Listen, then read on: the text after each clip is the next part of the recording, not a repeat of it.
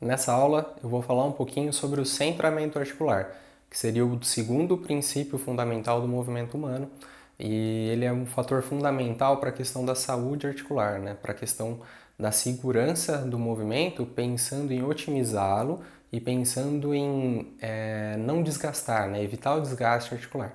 Então o centramento articular ele diz muito respeito a isso. E mais para frente a gente vai ver que isso é uma questão fundamental dos músculos estabilizadores das articulações.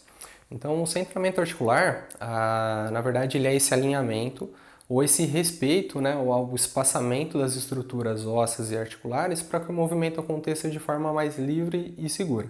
Então, vou explicar aqui um pouquinho mais nessa questão de como isso funciona, né? Eu vou ilustrar um pouco melhor isso para ficar um pouco mais fácil para entender. Então, pensando aqui, como se fosse o quadril, eu vou desenhar aqui a pelve, né, nesse formato triangular.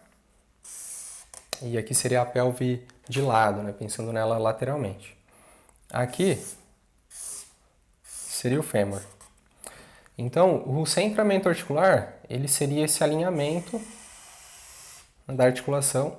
E ele acontece, e eu consigo identificá-lo nesse seguinte formato. Quando eu faço um movimento, por exemplo, pensando aqui, ó, aqui é a região anterior e aqui é a região posterior,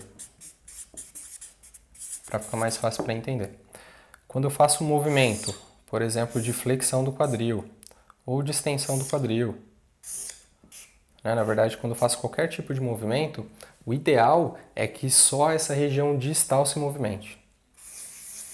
Então, aqui no movimento de flexão, o ideal é que eu movimente o fêmur aqui na parte distal, mas a parte proximal aqui, realmente onde está a articulação, ele continue centralizado. Então ele acontece dentro desse eixo, né, dentro desse alinhamento ideal. E isso, como eu falei, diz muito sobre a questão dos músculos estabilizadores que estão ali segurando essa articulação. Quando esse centramento articular ele não é favorável, o que acontece é o seguinte: eu tenho aqui o mesmo esquema da pelve, mas aqui pensando na questão do alinhamento,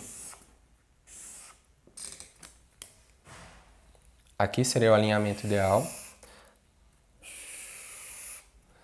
Mas quando há um movimento, tá vendo aqui, ó, a parte distal movimentou, tem o mesmo movimento de flexão do quadril, só que a parte proximal ela foi deslocada, ela perdeu o eixo ideal, ela perdeu esse eixo ótimo de alinhamento. Por que que isso acontece?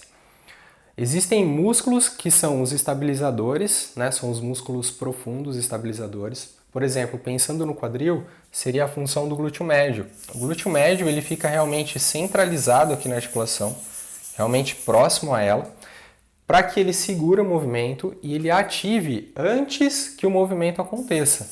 Então, quando eu tenho, por exemplo, um movimento de flexão do quadril, que é realizado aqui principalmente pelo ilho-psoas, o glúteo médio ele tem que estabilizar essa articulação para que o ilho-psoas faça a movimentação, faça o movimento de flexão do quadril.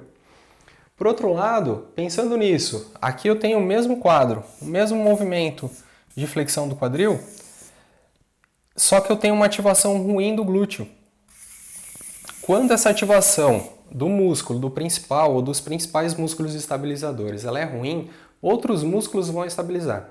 Então, pensando aqui, se o glúteo ele falha, um dos músculos que podem estabilizar a região do quadril são os isquiotibiais, a musculatura posterior da coxa. Só que o que acontece?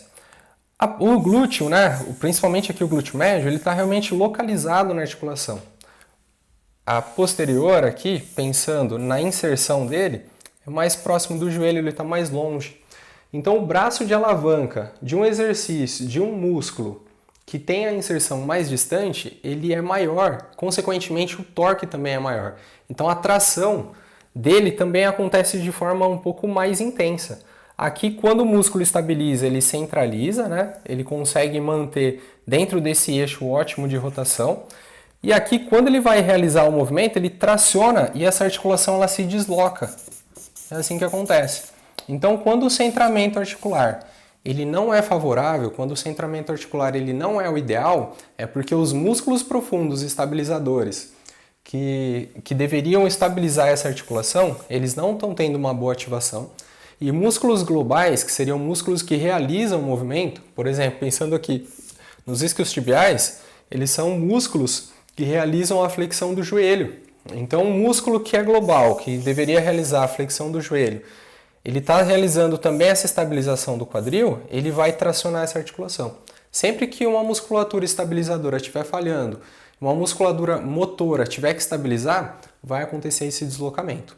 E aí, na prática, a gente vai ver como isso funciona, como evitar essa questão do centramento e como eu posso melhorar isso, trazendo uma boa ativação, que os músculos estabilizadores ativem antes de realizar o movimento, ok?